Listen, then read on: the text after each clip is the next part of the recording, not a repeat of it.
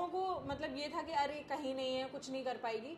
पापा को बीमारी हुई, वो भी कैंसर की।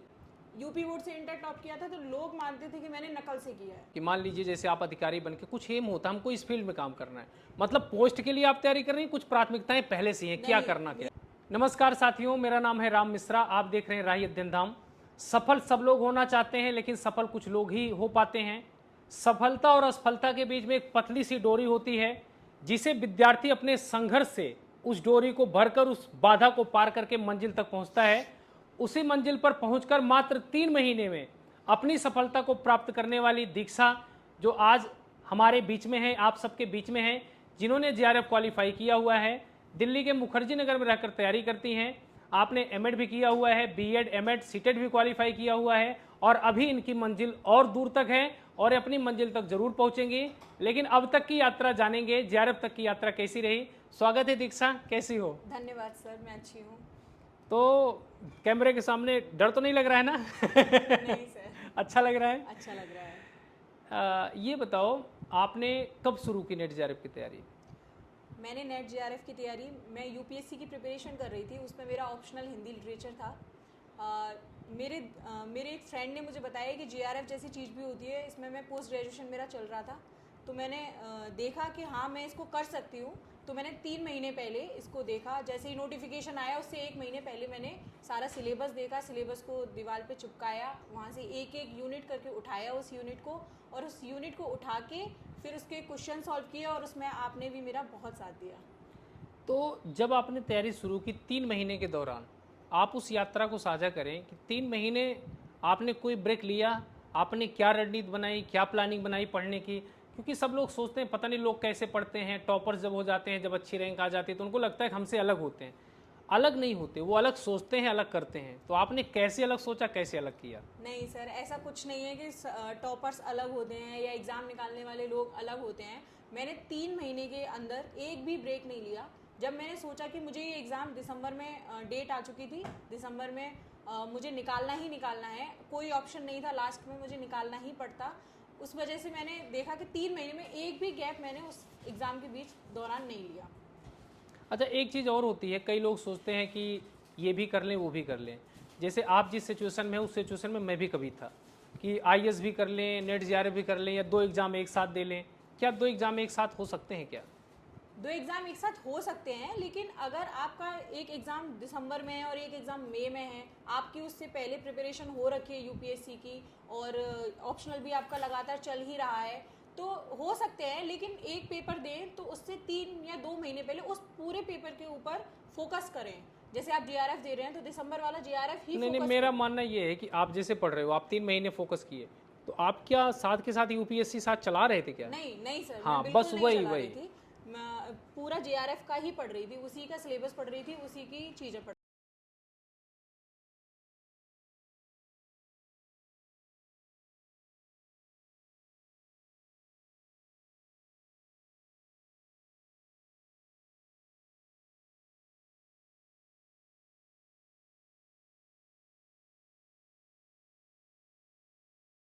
रही थी। हाँ देखो, जैसे आप 2 एग्जाम तैयारी कर रहे हो, कई लोग क्या, ये प्रश्न मैं इसलिए पूछा क्योंकि मैं सेम उसी फील्ड से था। अब जैसे एग्जाम की तैयारी कर रहा हूँ, पता लगे क्लासेस चल रही हैं, अब नेट जेआरएफ आ गया, क्लास भी ले रहा हूँ, इधर भी पढ़ रहा हूँ। लोग ये सोचते हैं कि 4 घंटे ये पढ़ लेंगे, 4 घंटे ये पढ़ लेंगे। ऐसा ना करें, आप एक एग्जाम पे फोकस करें। 3-4 महीने, 6 महीने एक एग्जाम। अगर आपको आगे तैयारी करनी, कुछ भी तैयारी करनी है, आप नेट जेआरएफ वाला 4-6 महीने में करके क्लियर कर लो, उसके बाद वो तैयारी करो, जी उसको मैंने मिक्स मत करो। जी मैंने यही सोचा था कि पहले मैं जेआरएफ क्लियर कर लेती हूँ, उसके बाद मुझे यूपीएससी में एंटर करना चाहिए, यूपीएससी का देना चाहिए, उसके बाद मैं अपना आगे का प्लान करूँगी फोकस। तो ये बताओ, आपने जब तैयारी शुरू की, नेट जेआरएफ का एग्ज़ाम कठिन एग्ज़ाम होता है, टफेस्ट एग्ज़ाम होता है, लेंदी पेपर होता है, तो जब आपने पेपर देखा आपको घबराहट नहीं हुई? इतनी लेंदी सिलेबस है। बहुत घबराहट हुई। आप यकीन नहीं मानेंगे सर, मैं रोई भी हूँ इस पेपर के लिए। मैं 10 दिन पहले रोई थी। मैंने अपने पापा से फ़ोन करके बोला था, पापा मुझसे नहीं होगा, मैं नहीं कर पाऊँगी। लेकिन फिर मेरे पापा ने बोला कि नहीं हो सकता है, तू क्यों नहीं कर सकती है, तू मतलब कर, जब तूने इतना सब कुछ किया तो तू ये भी कर पाएगी। तो फिर मैंने अपने आंसू पोछे, और मेरे को लगा कि हाँ मैं कर सकती हूँ। फिर मैंने रिवीजन 10 दिन का टाइम था, फिर मैंने दोबारा 10 दिन में पूरा रिवीजन और पूरा आपकी 12 घंटे की मैराथन जो थी उसे सारे क्वेश्चन सॉल्व कर लिए, सारा मतलब जितना रिवीजन था उतना पूरा कर लिया। फिर पेपर देखा तो मुझे अच्छा लगा कि हाँ जो पढ़ा था वही आया। तो एक चीज़ आप लोग नोट कर लीजिए, मैं भी यही बोल रहा हूँ, अगर आप सिलेबस को देखो, दो चीज़ें हैं, एक होती नॉलेज, एक होती सिलेबस, इसके बीच में बहुत डिफरेंस है। पढ़ने को हमारे पास बहुत सारी चीज़ें हैं, लेकिन अगर हमको एग्ज़ाम क्वालिफाई जल्दी करना है तो हमको केवल सिलेबस को अच्छे तरीके से पढ़ना है, पाठ्यक्रम वाली चीज़ों को।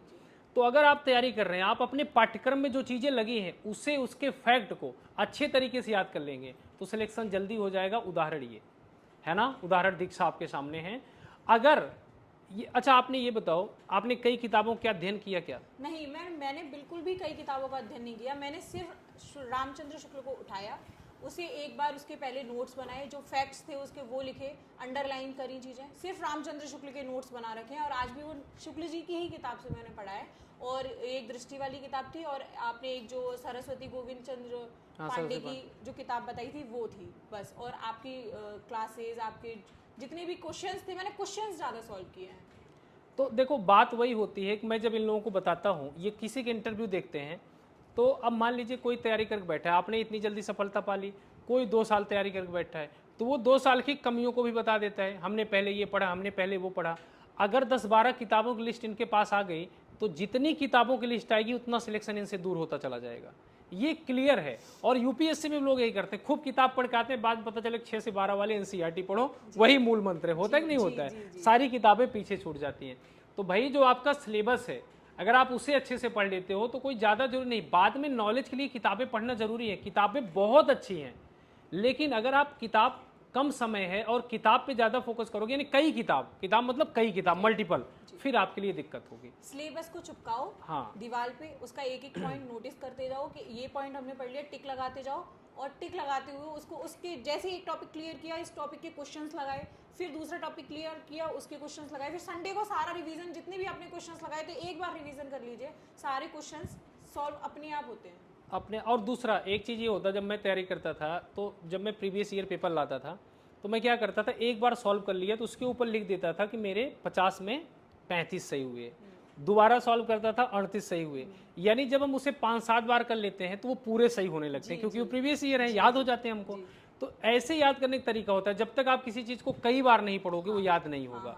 अब जैसे मैं आपको याद करा रहा हूँ, मान लो कामायनी का सर्ग वो आता ही आता है, तो जब आप उसे 10 बार 5 बार लिखोगे, अभी मैं आलोचना पढ़ा रहा था तो लोगों को कठिन लग रहा था, लेकिन अगर दिनकर की लिख लिए, उनकी अज्ञे की, उसके बाद रामविलास शर्मा की, अगर उसको 5 बार 7 बार लिख लिख कर अभ्यास करें तो याद होने लगेंगे, याद होने लगती है सर। और फिर हमारा दिमाग ना उन चीज़ों को याद, मतलब हमारा दिमाग उन चीज़ों को रिकॉल करने लगता है कि हाँ हमने ये चीज़ पढ़ी है और हमें ये चीज़ आती है। मतलब हमें याद ना हो बेशक वो चीज़, लेकिन हमारे दिमाग को याद होती है कि हाँ ये चीज़ ऐसे है। हमें इसका आंसर नहीं पता होगा, लेकिन उसका हमारा दिमाग जो वो सब चीज़ें पढ़ता है। और कई बार क्या होता है कि एग्जाम में अगर हम कई बार किसी चीज़ को पढ़ें, ऑटोमेटिक हमारा माइंड वहीं चला जाता है तुरंत। आपने देखो ऑप्शन देखते ही चला जाता है।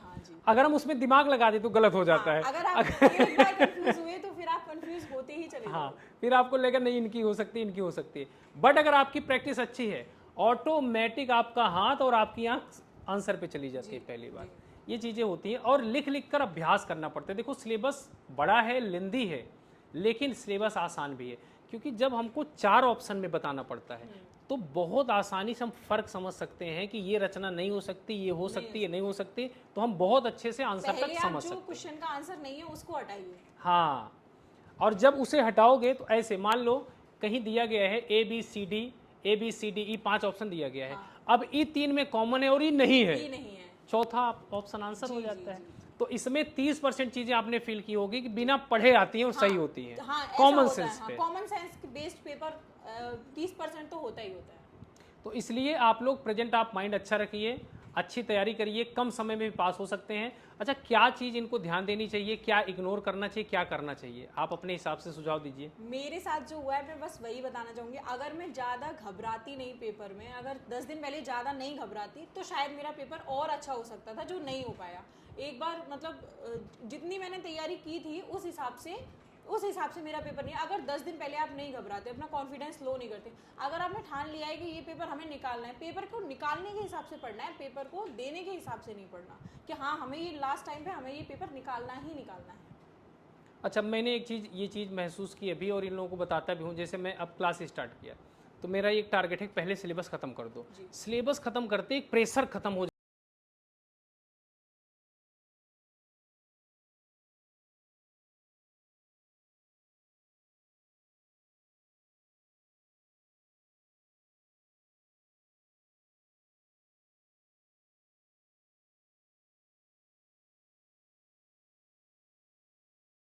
जाता है, सिलेबस खत्म हो गया। फिर मैंने क्या किया, पीछे से उसके एमसीक्यू कराने चालू कर दिए, पीवाईक्यू। अब जब एक बार सिलेबस पढ़ा चुका हूँ, अब इनको क्विज देता हूँ तो ये पढ़ के आते हैं पहले से। तब जब इसे दोबारा देंगे जो गलत होगा फिर उसमें जाएंगे कि नहीं जाएंगे चेक करने कहाँ हुआ। अगर ये ऐसे 2-3 बार कर ले, 4 बार, तो इनकी तैयारी अच्छी हो जाएगी। हाँ जी, रिवीजन, मल्टीपल टाइम रिवीजन बहुत अच्छा होता है और हमेशा अच्छा होता है। और गैप नहीं देना। कई बार क्या होता है कि हम 1 यूनिट पढ़ लिए, अब 1 महीने हो गए, अगर उस पर प्रैक्टिस भी नहीं कर रहे हैं तो फिर वो भूल जाएगा। ऐसा नहीं करना। अगर आपने एक यूनिट पढ़ लिए, 1 यूनिट के बाद 3 दिन 4 दिन आप ज़्यादा से ज़्यादा 1 हफ्ते बाद उसको रिवाइज कर सकते हैं। और एक चीज़ और बताओ, फर्स्ट पेपर जो है हिंदी मीडियम वालों के लिए बड़ा लेंदी होता है, कठिन होता है। आपने उस चुनौती को कैसे स्वीकार किया? कितने नंबर थे उसमें फर्स्ट पेपर में? फर्स्ट पेपर में मेरे 26 क्वेश्चन सही हैं। अच्छा, ज़्यादा क्वेश्चन सही नहीं है मेरे उसमें। मैं क्योंकि मैंने फर्स्ट पेपर को उठाया ही 1 मंथ पहले था, 1 महीने पहले मैंने उसको उठाया। 1 महीने पहले फिर जैसे कि मैंने सीटेट क्लियर किया हुआ है तो उसमें टीचिंग एप्टीट्यूड एक जैसा होता है। टीचिंग एप्टीट्यूड सीटेट में अगर आपने पढ़ा है तो वो मेरा क्लियर था। यूपीएससी की प्रिपेयर कर रही हूँ तो इन्वायरमेंट मेरा क्लियर था। सी सेट की प्रिपेयर कर रही थी तो उसमें 5 रीजनिंग वाले भी जो लॉजिकल रीजनिंग वाला वो कंप्लीट था। तो 2-3 यूनिट आपको वैसे भी नॉर्मली 2-3 यूनिट हर बच्चे की अच्छी होती ही होती है। तो आप 2-3 यूनिट पे काम कर लीजिए। फर्स्ट पेपर अगर आपका सेकंड पेपर अच्छा है तो फर्स्ट पेपर पे आपको ज़्यादा काम करने की ज़रूरत नहीं। हाँ, काम करने की ज़रूरत है, उसको बिल्कुल नहीं छोड़ सकते हैं, लेकिन इतना भी नहीं कि उसके बिना जीआरएफ नहीं होगा। हाँ, उसके मतलब सेकंड पेपर के बिना आप नहीं कर सकते ना फर्स्ट पेपर के बिना। दोनों चीज़ों को आपको एक साथ लेके चलना ही पड़ेगा। और एक चीज़ और है कि फर्स्ट पेपर में एक चीज़ मैं और बताना चाहूँगा, कई लोग जो लंबे समय से तैयारी करते हैं, जो बाबा वाली कैटेगरी में आ जाते हैं, उनको लगता है कि 2-4 महीने में तैयारी करके सिलेक्ट होने वाला स्टूडेंट तुक्का लग गया होगा, सही हो गया होगा, क्योंकि नेगेटिव मार्किंग नहीं होती। मैं आपको बता देना चाहता हूं कि जो यूपीएससी वाले होते हैं और जो पहले से टॉपर होते हैं उनका बैकग्राउंड ठीक होता है। जैसे दीक्षा ने कहा कि फर्स्ट पेपर में अगर कोई ना भी पढ़ा हो, अगर वो अच्छे से 10th क्वालिफाई है, 10+2 क्वालिफाई है, जनरल पेपर वैसे भी ठीक है, तो वो 20 नंबर तो वैसे भी ला सकता है, आराम से लाया जा सकता है। अगर आप इंटर पास हो, ग्रेजुएशन आपने की है, एमए पास हो, आप नॉर्मली आपकी एजुकेशन रही है तो आप 20 क्वेश्चन आराम से सही कर सकते हो। तो आप ये बताइए, आपका एकेडमिक में पहले से ही आप पढ़ने में तेज थे या बीच में बाद में पढ़ना चालू की? मेरी प्राथमिक शिक्षा सरस्वती शिशु विद्या मंदिर से हुई है और मैं हमेशा से ही, मेरा क्लास में यूनिट टेस्ट में भी कभी सेकंड रैंक नहीं आया है। आप चाहें तो मतलब निकाल सकते हैं। 2014 में मैंने 10th किया था और उसमें मेरी डिस्ट्रिक्ट में 4th रैंक थी, और 2016 में मैंने 12th किया था, उसमें मेरी डिस्ट्रिक्ट में 1st रैंक थी। ग्रेजुएशन में मेरा पूरा यूनिवर्सिटी टॉप था, बीएड में पूरा कॉलेज टॉप था, और एमए का रिजल्ट अभी आया नहीं है, एमए मेरा चल रहा है। तो भाई इसका मतलब पहले से ही, बचपन से ही होनहार हैं, बचपन से ही टॉपर हैं। लेकिन एक चीज़ मैंने जो देखी, सटीक पढ़ना, जो पढ़ना सटीक पढ़ना। जब कोई टॉपर होता है पहले से ही पढ़ता है ना, तो उसको हैबिट हो जाती है उन चीज़ों को अच्छे तरीके से पढ़ने की। भटकाव ऐसे लोगों के साथ होता है कि जो मतलब चीज़ों को नहीं समझ पाते। शायद इनके साथ एक पॉजिटिव पॉइंट ये भी है कि ये यूपीएससी जैसे बड़े एग्जाम की तैयारी कर रही हैं, उसका सिलेबस भी बड़ा है, तो एक क्राइटेरिया हो जाता है चीज़ों को समझने का। बाकी लोग उसे इतनी आसानी से नहीं समझ पाते हैं। इन्होंने बहुत अच्छे तरीके से सिलेबस को पकड़ा, सिलेबस को तैयार किया, और बैकग्राउंड इनका पहले से अच्छा था, टॉपर रही है। इसलिए अगर ये ना भी पढ़ के देती, बिना पढ़े देती, केवल एग्जाम फॉर्म भर के, तो भी इनका नेट लगभग हो जाता, जहां तक मुझे उम्मीद है। इसलिए हो जाता, जीआरएफ ना होता, नेट हो जाता, क्योंकि 20 नंबर तो आपके फर्स्ट पेपर में आने ही आने थे।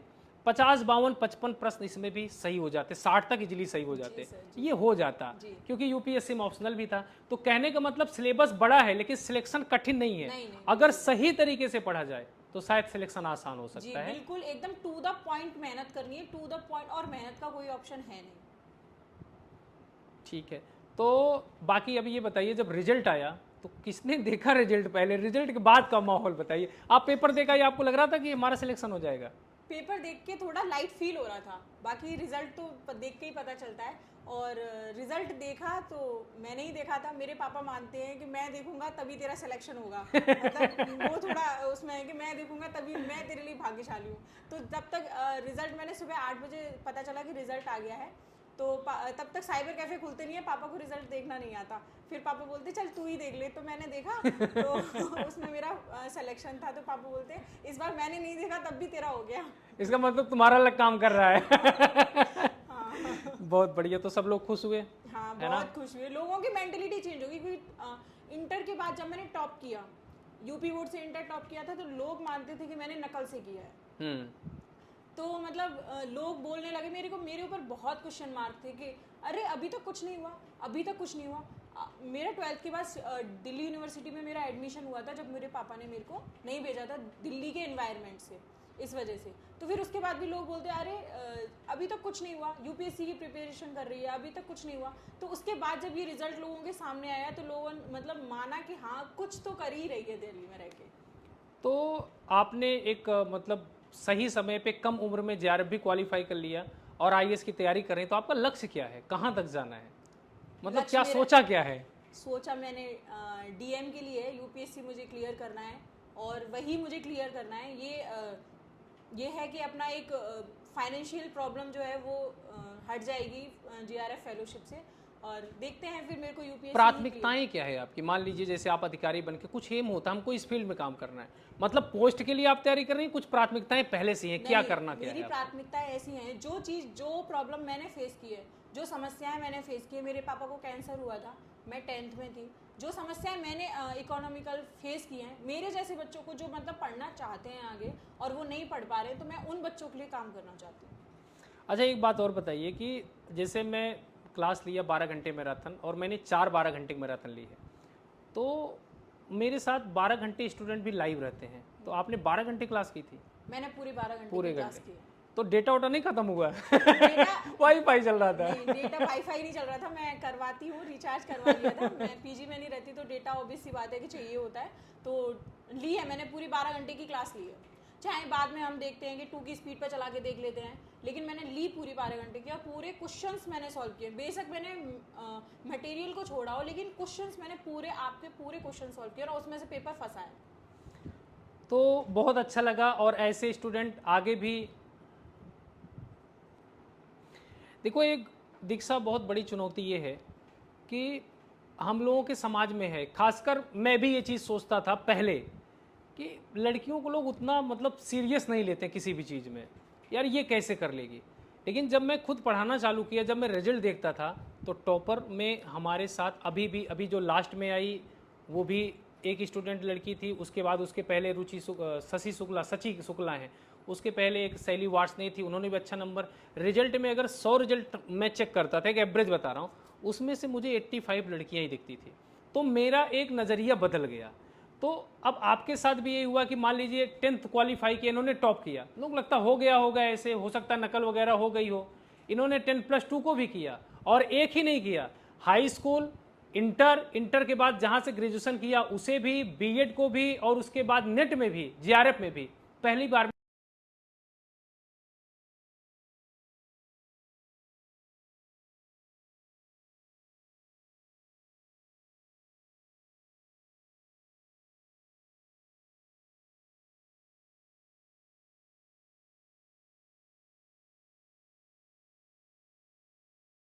में जीआरएफ, वो भी तैयारी जीआरएफ की प्रॉपर नहीं, बीच में 3 महीने करके। तो ये साबित करती हैं कि भाई वो चीज़ें हैं, अपने अंदर गट्स हैं।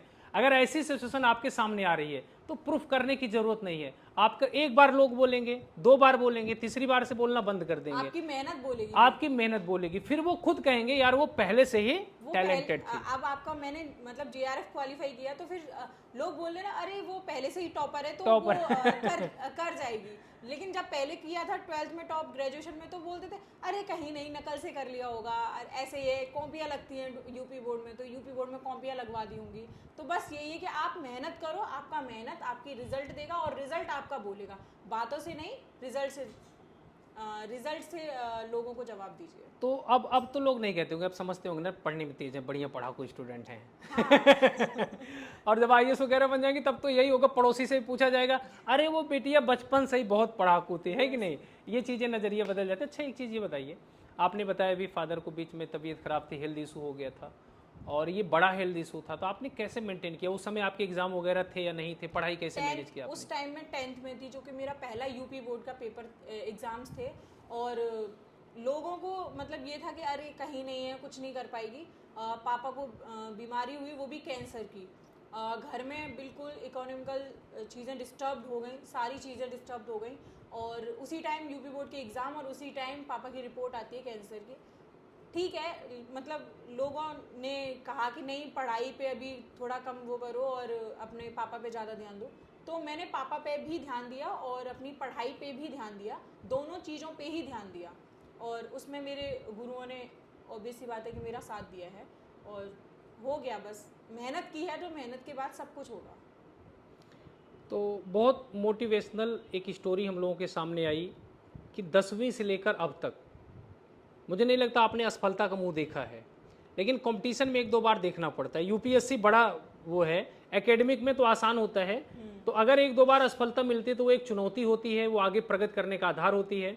आप लोग और आगे जाएं, और मेरी तो शुभकामना है ही। और मैं लास्ट में ये पूछना चाहूँगा दीक्षा से कि दीक्षा आप लोगों को क्या संदेश देना चाहती हैं, क्योंकि जब कोई मेहनत करके आगे बढ़ा होता है तो उसकी बात दिल में लगती है, तो इनकी कही गई बात आपके सीधे दिल में जाएगी, आप उसे ज़रूर मानेंगे। तो आप जो भी संदेश आने वाली पीढ़ी को, युवा जनरेशन को, तैयारी करने वाले को देना चाहें वो स्वागत है, और बताइए, लोग उसे फॉलो भी करेंगे।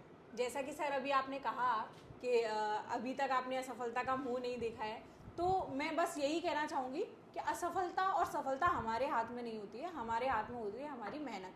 तो अगर मेरे को कभी असफलता देखनी पड़ती भी है तो उससे मुझे डरना नहीं चाहिए। असफलता हमारे लिए एक सीख होती है, ना कि ये कि हम आगे नहीं बढ़ सकते हैं कभी। असफलता से चीज़ें सीख, हमारा मूल्यांकन होता है, हम जिसमें कम मेहनत करेंगे उसमें रिजल्ट नहीं आएगा, अगर जाहिर सी मेहनत बात है। मैं कम करूंगी, यूपीएससी ले लीजिए चाहे कुछ भी ले लीजिए, अगर मैं उसमें मेहनत नहीं करूंगी तो मैं जनरली बात है कि मैं असफल होंगी। तो असफलता से नहीं डरना चाहिए, अपनी मेहनत पूरी करनी चाहिए, चाहे यूपीएससी हो चाहे कुछ भी हो। मैं पूरी मेहनत करूंगी, और मैं आपसे भी अनुरोध करती हूँ कि आप भी अपनी पूरी मेहनत कीजिए, और असफलता से कोई डरने वाली बात नहीं है। लोगों पे ध्यान नहीं देना चाहिए, अपने रिजल्ट से बोलना चाहिए लोगों को। रिजल्ट आपका सब बोलता है। मैं यही पूछ रहा था कि जैसे जो मैरिड लाइफ होती है उनको मान लो एक दो लोग सपोर्ट कर रहे हैं, लेकिन 4-6 ऐसे लोग होते हैं जो नहीं चाहते कि पढ़ें, उनको लगता है टाइम पास कर रहे हैं मोबाइल में, ऑनलाइन वगैरह, लोग उतनी तरजीह नहीं देते हैं, ताने अलग आते हैं कि तुमसे नहीं हो पाएगा ये चीज़ें, तो उसको कैसे टैकल करें, वो उसको मैनेज कैसे करें? उसको मैनेज करने के लिए सबसे अच्छा है इग्नोरेंस। बहस करने से अच्छा है कि आप अपना उतना टाइम अपनी पढ़ाई पे दें। और मेरी मौसी हैं, मतलब मेरी माँ जैसी एक मौसी हैं, वो उन्होंने अपनी पढ़ाई को 17 साल छोड़ा था। 17 साल के बाद उन्होंने जब टेट क्लियर किया, सीटेट क्लियर किया, उसके बाद सुपर टेट क्लियर करके, और आज वो प्राइमरी में टीचर हैं। तो ये कहा जा सकता है कि लोगों पे बहस पे ध्यान ना दें। उस बहस से अच्छा है कि जितना बहस में आप टाइम दे रहे हैं उतना टाइम आप अपनी पढ़ाई पे दें, और असफलता से कोई डरना नहीं है। लोग तो बोलते ही हैं, लोगों का काम है बोलना। लेकिन जो बोलने वाले होते हैं वो हमको पॉजिटिव दिशा में ले जाते हैं, जी। क्योंकि जितना वो बोलते हैं उतना हमारे मन में टीस उठती है और बढ़िया होता है। इसीलिए देखो सूफी में जो माया है उसको पॉजिटिव लिया गया है कि जब जितना हमको परेशान करेगी उतना हम स्ट्रगल करेंगे। जितना आप कंपटीशन की भावना रखेंगे उतना आप आगे बढ़ेंगे। चलिए, और कुछ आप कहना चाहें, कोई संदेश और कुछ?